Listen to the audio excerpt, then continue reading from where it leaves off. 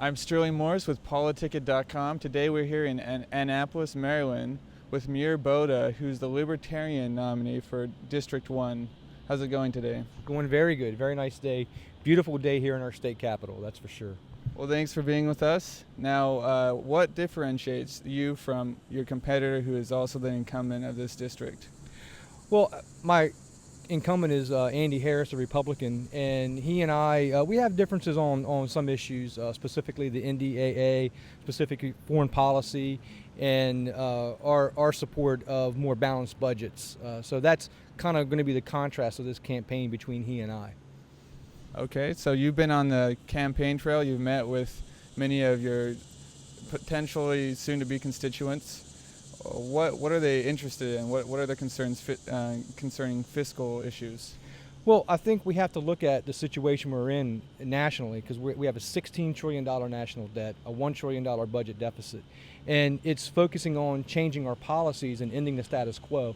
And part of that, our focus is to eliminate baseline budgeting, which is essentially what happens is our federal government will budget 15% more every year, and they're not growing revenue, and that's an unsustainable process. And it's brought us to this point, and we're at a tipping point, and it's a very serious issue, and we have to address it head on.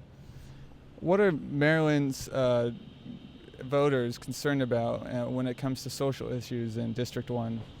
Well, District 1 is traditionally a conservative part of the state, probably the most conservative part of the state, along with Western Maryland. So they're on a lot of issues, most of the people are socially conservative, but they're also tolerant of some of the other positions that some of us as libertarians hold. So with respect to that, I am pro-life, so that does kind of fit in with my district. However, I do support marriage equality. So. But from the point of view that we don't believe the government should be making laws about religion. Marriage is a religious ceremony, has been for thousands of years. So we support getting government out of marriage and not telling a particular religion what their religious doctrine should be. So that's our position, or at least mine. Many libertarians have many different points of view, but for me, that's where I stand on it. You mentioned the NDAA. What are your views specifically in regards to the NDAA, and how do those align with the interests of the voters in Congressional District 1? Well, the whole point of the Libertarian Party, our campaign, like for Gary Johnson, it's live free, and the NDAA is a direct violation of the Fourth Amendment and Fifth Amendment. And when the government can go and at will hold any American citizen without due process, we can't have that. Should the president be allowed to have kill lists and assassinate Americans without due process? So that's something as far as the NDA, we oppose those proponents. We actually oppose the whole thing. So we want to propose to eliminate it, the TSA, the Patriot Act. So all of those, they don't make us more free. They take our freedoms from us. Now, how are you using the internet and social media in your campaign? Well, I have a website, which is bodaforcongress.com. That's my the number 4 in there. And then we use Facebook. People like our page. We're actually in the middle of starting a money bomb, so we're using that as an event and invite people to come and donate to our campaign. So it's a slow process, but I mean every day we have new people that like our campaign and that visit our website.